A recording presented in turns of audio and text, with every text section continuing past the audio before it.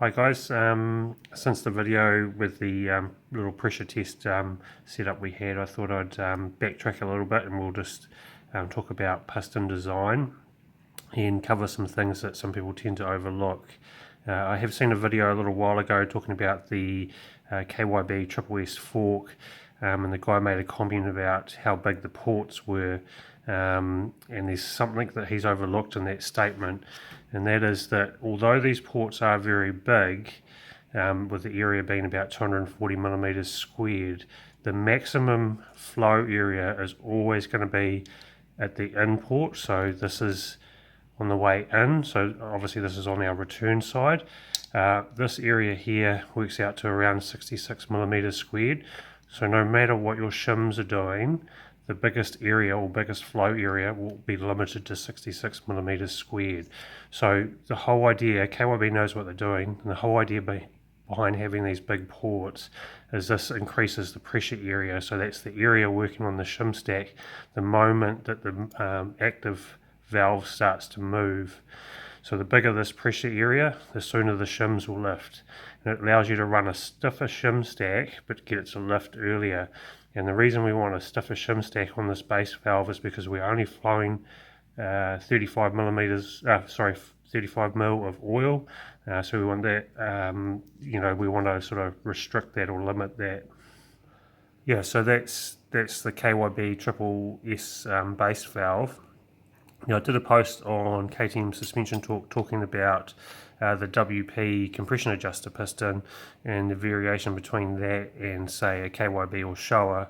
So here we have the WP compression adjuster piston, and we've got these three little ports here. So these ports work as our maximum flow area, but also our pressure area, and these ports are calculated out to about 56 millimeters squared. We have a little bit of a pressure loss on the way through, but not much. But we know that our pressure area is 56 millimeters squared. And if we compare that to, say, a KYB or even the Showa is very similar in design, we have this design here where this is our little return shim, our check shim, and here we have the center post, and the whole pressure area is the difference in area between this check shim and the center post. Now on this particular piston, that works out to 150 millimeters squared.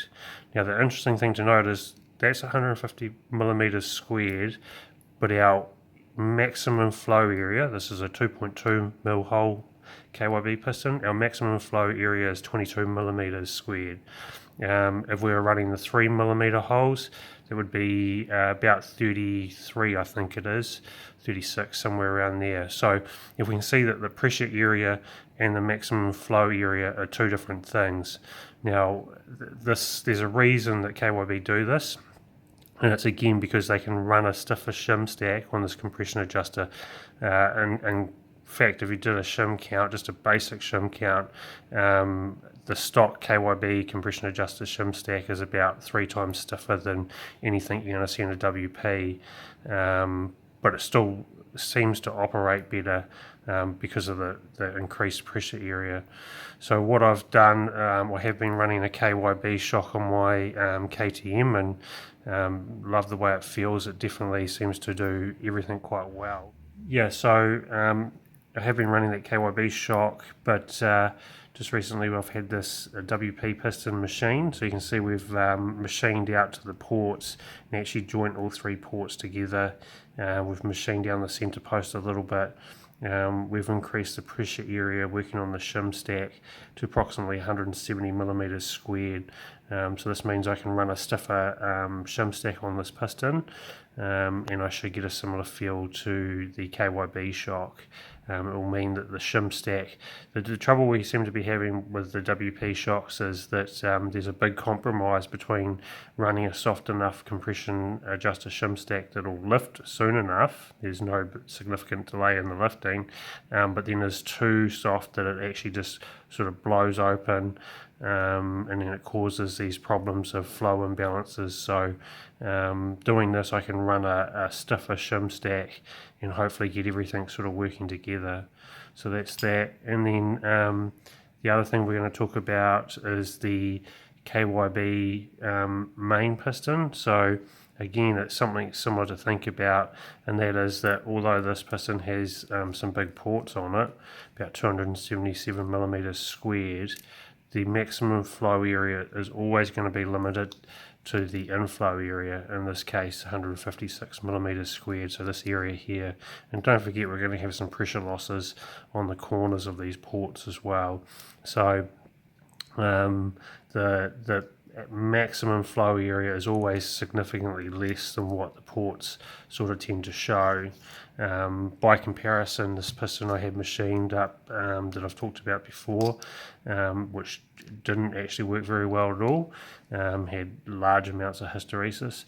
This has a really big inflow area, so over 270 millimeters squared, and so what that meant is that my standard WP shock compression adjusted piston was struggling to keep up with the massive flow rate of this piston. So we were seeing really high levels of hysteresis as the pressure in the rebound chamber was too high, and that would cause it to be slow on the rebound stroke because we'd have to wait for that pressure to subside.